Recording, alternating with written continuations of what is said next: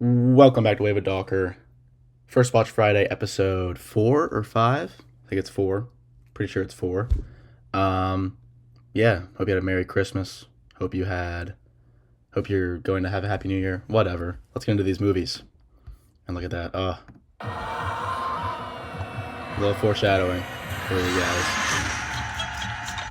Let's just go. Diary. This will be films from the 19th to the 20th to the 26th. So first up, The Third Man. The Third Man, starring Orson Welles, directed by Carol Reed. Yeah, Orson Welles, Joseph Cotton, Trevor Howard, Alida Valli. I've been getting Nosferatu, you're gonna make me want to see you again. I've been getting a lot of clips from this on my feed. I like noir. I like black and white films. I thought this one was solid. I gave it 4 stars, as you can see. Yeah, man, it just follows this guy who goes to see his friend in Austria, finds out his friend is dead, talks to the people that he knew in the town. Says like, oh yeah, so it was me and this other guy. We picked him up, and then he died. And then he was like, wait a second, but this guy, blah blah blah. So then apparently there must have been a third man at his death. Some really lovely compositions in here. A very like silly and playful theme. Let me see if I can find it. The Third Man theme. Here we go. Not Who's this. coming in the driveway? Oh, that's so sweet. Sorry. Yeah, this is just very silly and cheerful. And this would like play throughout. Like it opened with this, and it would just play throughout. And I thought it was just a very silly, and it matched the feel of it. I felt the chase scene went on a little too long. But yeah, but the whole reveal, because like it set it up like whatever the hell Joseph Cotton, what was his name? Holly Martins. So Holly was talking to Harry's girlfriend, saying, "Oh yeah, the only person the cat likes was Harry," and like we cut away to the cat like running around, and then Holly's out on the streets, and then the cat runs to this very shadowed person, and then it makes it immediately clear that it's Harry. To me, at least, I picked up on that. But then that whole reveal of like shining him in the light, I thought was just really really cool. But yeah, I mean, just some really great compositions, black and white. I don't know. It's just something about black and white films where it's just I appreciate and I'm able to identify, and I don't know. I just feel compositions and blocking and lighting just shine a lot more in black and white. I don't know. That's probably whatever. Third Man, solid. I enjoyed it. Fun film. Check it out. Next up, I watched Empire. This one, I mean, you know Empire Strikes Back. And then I watched Return of the Jedi. This is my favorite. You already know Return of the Jedi. And then Wonka. Yeah, I've not seen Wonka. I love Timothy Chalamet, obviously, one of my favorite working actors right now. He was really fun in this. I thought the music was really good. There was some bits that dragged on where I was just like a meh, like obviously this movie isn't made, like I'm not the target audience for this movie, but I mean I still enjoyed it. Like I said, I thought Timmy was really good. Keegan-Michael Key was really fun in this role. Whoever played Noodle, I thought she was fun. Hugh Grant was fun. Olivia Colman was actually as the innkeeper. I thought she was really cool. She had a fun. This already has 1.3 million. Wow, that's crazy. But yeah, I mean, I remember a lot of people last year saying it's a really good holiday flick. I didn't really get that. Like there weren't any really holiday themes throughout. I mean, it came out during the holidays last year, but like, I don't see myself rewatching this around the holidays or really rewatching it ever. But it was still fun. Like I said, some really great songs. Like the one it's like, well, there's chocolate, and there's chocolate. There's chocolate, and there's chocolate. Yeah, never had chocolate like this. This shit's catchy as fuck. I'm just gonna watch this for a few seconds. I guess what I'm trying to say, Barbara, is will you marry me? I don't know, Colin. You're a lovely man, but I'm looking for someone to sweep me off my feet, you know, whisk me off to a life of adventure. Could that be you? No, Oh. not with my chronic lack of self-confidence. I'd best be off. But Colin? Sorry to have wasted your time, Barbara. Some really great dialogue in this film Taxi! throughout as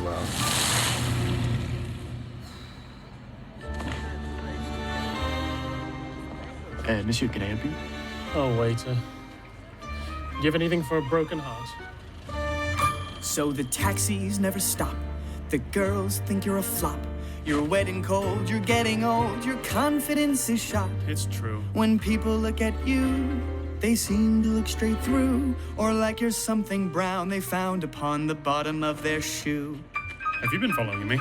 But this should lift the glue, my giraffe milk macaroon. Just take Kinda a gross, chance though. and you'll be Giraffe milk. dancing to a Quit different tune. Goodbye to feeling small. Just get to the And chorus. frightened of it all. Just eat a few of these and you'll be feeling 10 feet tall.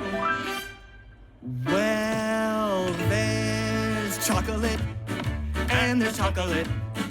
Only Wonka's makes your confidence skyrocket. Doesn't even work here. Put your hand into your pocket and get yourself Some Wonka chocolate. So good. Good film. I had fun. Like I said, I thought the songs and the soundtrack are really great. Next up, Sonic the Hedgehog. Sonic 3 is coming out. I think it's already out. It is already out. And I hadn't seen any of the live action Sonics. And it was good. My one note was quaint small town Green Hill Zone piano, something I didn't know I needed. Let me see if I can find this. Green Hill Zone piano Sonic movie. Here we go. Is this it? He doesn't No. like to be called Captain America, but I don't care. You are Captain America. You don't make documentaries. Yeah. But this just made me smile. It was in the end when they're like painting the house at like once everything settled down. I think this is just really fun and sweet. Oh, so cool. And that's just really fun. That's just a fun little detail. And there's a lot of, I'm sure if I was a Sonic fan, like I like Sonic, but I've never played any Sonic games. I just like him as a character. And I like other Sonic characters as well. But yeah, I mean, I thought this movie was fun. Jim Carrey was electric. He was so much fun in this movie. But yeah, I mean, obviously it was made for kids. A lot of fart jokes, a lot of just, silly humor that, didn't really resonate with me now that I'm 20 years old. But there are definitely a few times, like Jim Carrey, he's ridiculously good. And Ben Schwartz as Sonic is just iconic. Like, I feel like that's going to be up there with some of the other, iconic voice acting roles in a few years, because they're probably going to make a bunch of these movies because they keep making money. Rewatch Force Awakens. This film, super underrated. Is definitely my third favorite Star Wars film ever. I don't know. Seeing this in theaters in 2015. This is the first Star Wars movie, new one that I saw in theaters. So, I mean, this movie was fucking awesome. But that's not a first watch. Sonic the Hedgehog 2. I liked it a lot. I liked it a little bit less than the first Sonic. I don't know what it was. I don't know. I don't really like Agent Stone, and this was kind of lame. I thought Knuckles was cool, but I feel like Idris Elba was just kind of flat in his delivery a lot of the time. And then also my review says, why did he call him Dad? That kind of threw me off. Like, I don't know why. Like, I understand, like, the relationship between Marsden and Sonic. Like, I get that. But, like, don't call him Dad. Like, that's just kind of weird. I don't know. That vibe just kind of threw me off. I mean, like, he only said it once, and I haven't seen the third one yet, but I'm just like, I don't want to hear Sonic. I don't want to hear Ben Schwartz as Sonic calling James Marsden his dad. That just, like, threw me for a loop, and it was just kind of, ugh. But, I mean, it was still fun. Tails was awesome. Tails is definitely my favorite Sonic character, and this poster's really cool. Like, going back to the actual Sonic 2 poster. Like, I thought that was a neat reference. And it's just funny seeing Jim Carrey. I mean, Jim Carrey was great again, but it's funny seeing Jim Carrey gradually get more and more, start to look more and more like Egghead. I think it's just really funny. I had to watch Charlie Brown Christmas. It's peak. And here we go. The best movie of the fucking... We're going to watch this clip.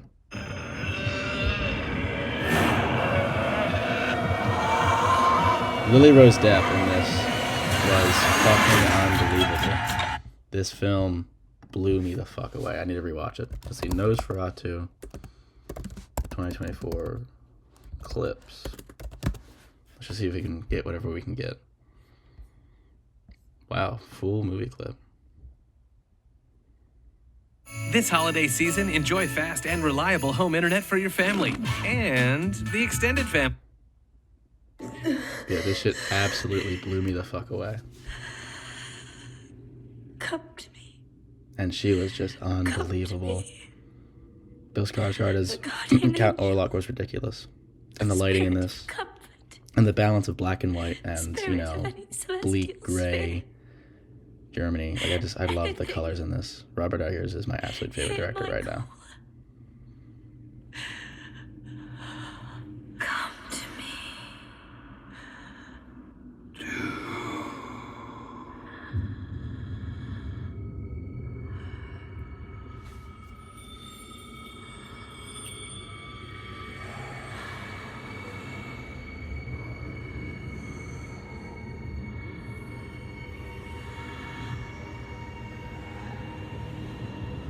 Like, I was grinning ear to ear in the theater.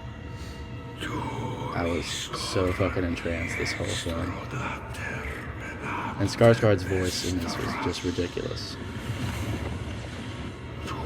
This movie is perfect.